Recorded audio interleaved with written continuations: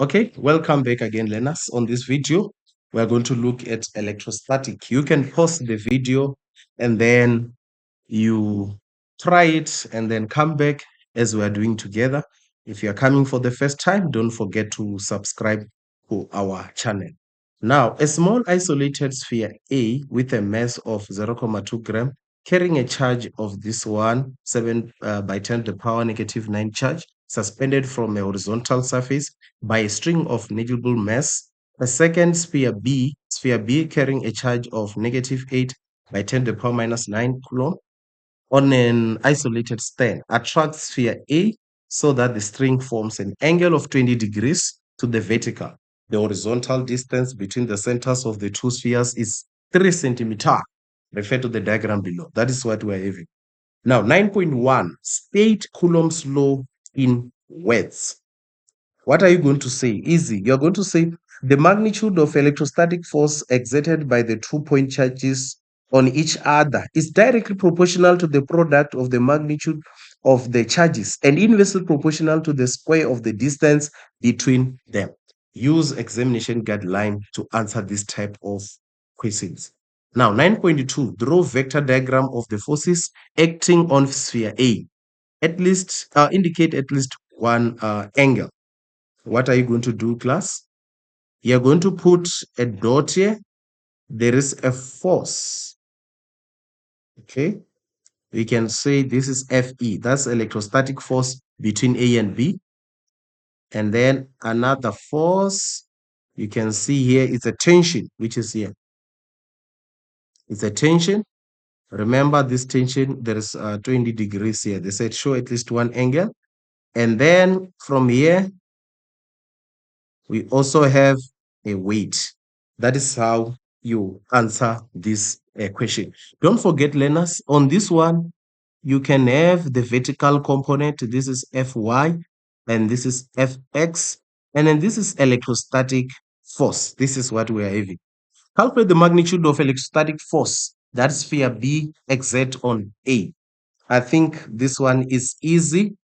On 9.3, you just say F is equal to K, Q for A and Q for B over R squared. Let's replace, this is 9 by 10 to the power of 9. And then what is Q for A? You can see it's 7 by 10 to the power of minus 9. Q for B, it's 8 multiplied by 10 to the power of minus 9. And then what is the distance? Convert it. You multiply by 10 to the power of negative what? 2. Right? You press your calculator, you are going to get 5.60 Newton. Yes, it will be Newton. Okay, that is the thing. Now let's do the last question, which is 9.4. Calculate the magnitude of the tension force in the string. I think this one is easy. What are you going to do? Like I told you, this force here is Fx. You see? Is what? It's Fx. So by so doing, I think for you to find the tension, you are going to use this formula. You can say 9.4. Tension is this one.